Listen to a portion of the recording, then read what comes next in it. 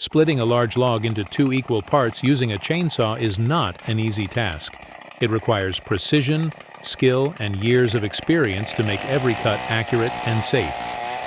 In this video, you will witness the complete process of turning a massive log into two perfectly divided sections. From careful measurements and cutting techniques to the final result, every step is carried out with focus and expertise.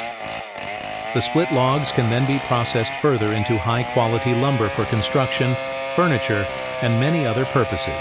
Watch the entire process and see how skill and precision transform raw wood into valuable materials.